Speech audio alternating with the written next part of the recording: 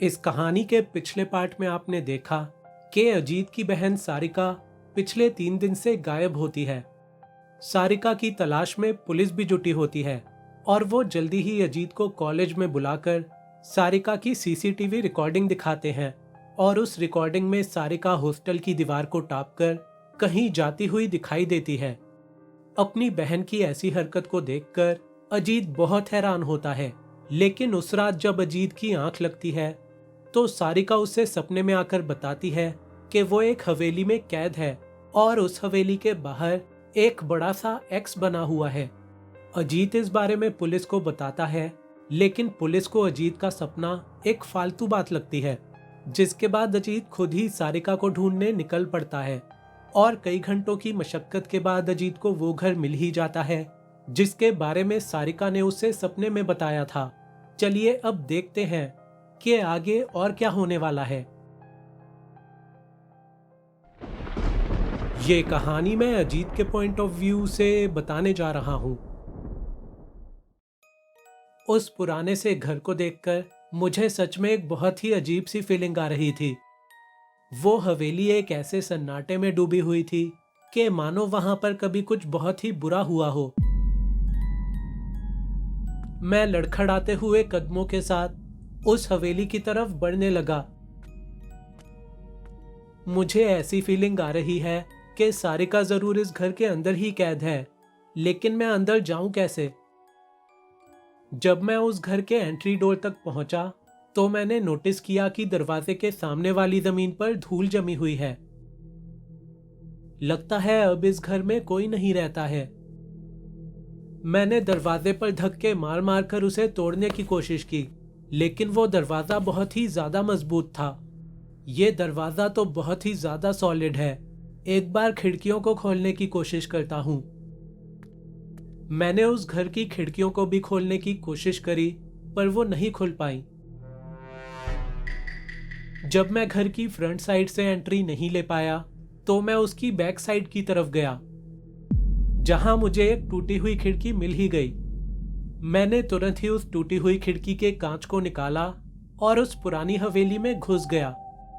हवेली के उस कमरे में पुराना फर्नीचर, ढेर सारी धूल और जगह जगह मकड़ी के जाले लगे हुए थे। और उस कमरे में एंटर करते ही मुझे बहुत ही गंदी स्मेल भी आ रही थी। वहां एक सन्नाटा सा था, लेकिन फिर भी मुझे ऐसा लग रहा था जैसे कि कोई मुझ पर नजर रखे हुए है। जल्दी ही मैं उस कमरे के दरवाजे से होते हुए एक हॉल में आ पहुंचा। सपने में सारिका ने कहा था कि वो पुरानी हवेली की बेसमेंट में है। ये सीढ़ियां जरूर नीचे बेसमेंट की तरफ ही जाती होंगी।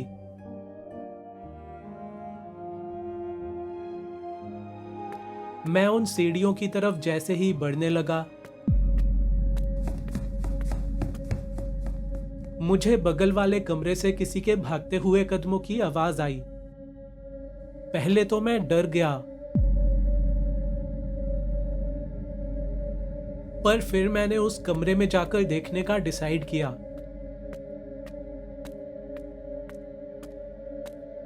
लेकिन ये एक बहुत ही अजीब बात थी कि उस कमरे में कोई भी नहीं था।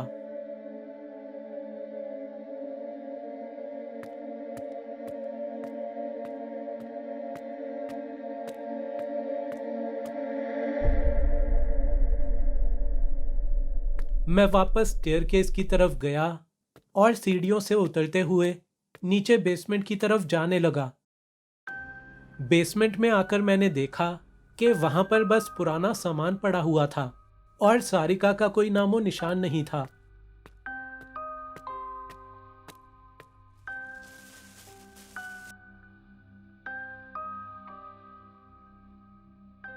शायद मैं गलत घर में आ गया हूं। इस घर के बेसमेंट में तो सारिका नहीं है। मैं वापस ऊपर जाने ही वाला था कि तभी मेरी नजर स्टेयरकेस के नीचे बने हुए एक छोटे से दरवाजे पर पड़ी।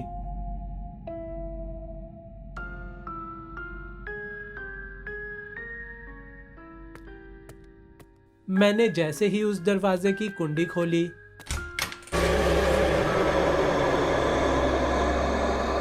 तो सारिका मुझे एक बाथटब के अंदर पानी में पड़ी हुई मिली। वो बुरी तरह भीगी हुई थी और होश में भी नहीं थी।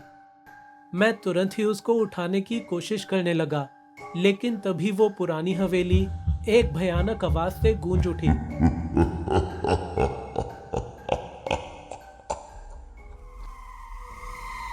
मैंने किसी तरह सारिका को बाथटब से निकाला और तुरंत ही पुलिस को फोन मिला दिया।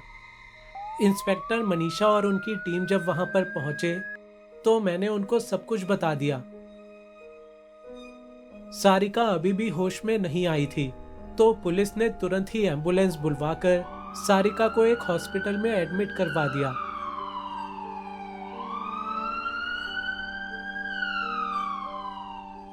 मैंने 24 घंटे तक वहीं हॉस्पिटल में अपनी बहन की देखरेख करी और उसके बाद जाकर ही सारिका को होश आ पाया। आपकी बहन बहुत ही लंबे समय तक ठंडे पानी में पड़ी रही, इसीलिए उनको हाइपोथर्मिया हो गया था। लेकिन अब डरने की कोई बात नहीं, अब वो खतरे से बाहर है।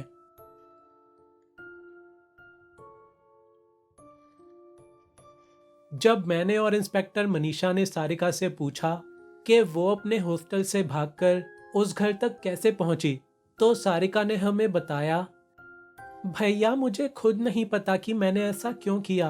बस मुझे ये पता है कि मेरे हॉस्टल रूम में कुछ बहुत ही अजीब हो रहा था। मेरी रूममेट शिवानी और मुझे, हम दोनों को ही वहां पर अजीबोगरीब चीजें देखने को मिलती थीं। कभी हमारे रूम में रखी हुई कुर्सी खिसक जाती थी, तो कभी रात को अचानक ही लाइट जलने बुझने लग जाती थी।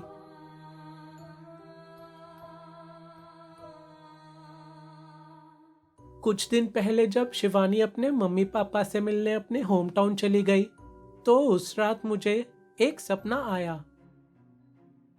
आ जाओ, मेरे पास आ जाओ, मेरी बहन, यहाँ मेरे पास आ जाओ, मैं तुम्हारा अच्छे से ख्याल रखूंगा। वो सपना देखकर जब अचानक से मेरी आंख खुली, तो पता नहीं अचानक से मुझे क्या हो गया और मैं अपना होशो हवास खो बैठी। और उसके बाद मैं उस पुरानी हवेली में कैसे आ गई, मुझे बिल्कुल याद नहीं। तुम वहां पर खुद ही चलकर गई थी सारिका।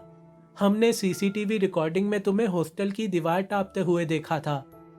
मैंने ऐसा किया, मुझे तो ऐसा कुछ याद नहीं भैया। बस मुझे इतना याद है कि जब मुझे होश आया तो मैं एक छोटे से कमरे में कैद थी, जहां पर बस एक बाथटब रखा हुआ था और ना चाहते हुए भी मुझे पूरा पूरा दिन उसके अंदर बैठना पड़ता था, क्योंकि वहां पर बिल्कुल भी स्पेस नहीं था। कुछ ही देर बाद जब इंस्पेक्टर मनीषा के साथ मैं बात कर रहा था, तभी अचानक, हेलो इंस्पेक्टर मनीषा। हाँ जी, कौन? मैं सारिका के कॉलेज की इंग्लिश टीचर बात कर रही हूँ। हाँ जी, कहिए। दरअसल मैं आपको हॉस्टल के रूम नंबर 13 के बारे में कुछ बताना चाहती थी। Room number 13? मतलब सारिका का रूम? Yes ma'am. हाँ जी, कहिए। पिछले साल उस कमरे में माया नाम की एक लड़की रहा करती थी। हाँ जी, फिर? माया एक बहुत ही ब्राइट स्टूडेंट थी और सबको बहुत पसंद थी। लेकिन एक दिन वो अपने कमरे के बाथरूम में बाथटब के अंदर अनकॉन्शियस पड़ी मिली। जब तक उसे हॉस्पिटल पहुंचाया गया, तब तक उसकी जान जा चुकी थी। ये घटना उसके बड़े भाई के लिए बहुत ही बड़ा सदमा थी। और माया के मरने के कुछ दिन बाद ही उसके बड़े भाई ने भी सुसाइड करके अपनी जान दे दी। ये तो बहुत ही शॉकिंग इंफॉर्मेशन है। Yes ma'am. और उस घटना के बाद जितनी भी लड़कियां इस कमरे में रही हैं, उन सभी ने पैरानॉर्मल चीजें एक्सपीरियंस करी थीं। तो मुझे लगता है कि सारिका के केस में भी कुछ ऐसा ही हुआ होगा। अच्छा जी, चलिए, इतना कुछ बताने के लिए धन्यवाद। सारिका की उस टीचर की बात सुनकर मैं हैरान था, पर मुझे समझ आ गया था कि सारिका का केस अब एक पैरानॉर्मल टर्न ले चुका था। वो हॉस्टल रूम जहां सारिका रह रही थी, वहां पर माया की आत्मा बस रही थी और साउथ दिल्ली की वो पुरानी हवेली, उस हवेली में आज भी माया के भाई की आत्मा रहती है। माया के बड़े भाई की आत्मा ने माया की आत्मा को अपने पास बुलाने के लिए मेरी बहन सारिका को एक जरिया बना लिया था। पर अब मैं अपनी बहन को उन दोनों आत्माओं से बचाकर अपने पास ले आया हूँ और सारिका को अब उस मनहूस हॉस्टल में रहने की कोई जरूरत नहीं, क्योंकि वो अब मेरे साथ रहेगी।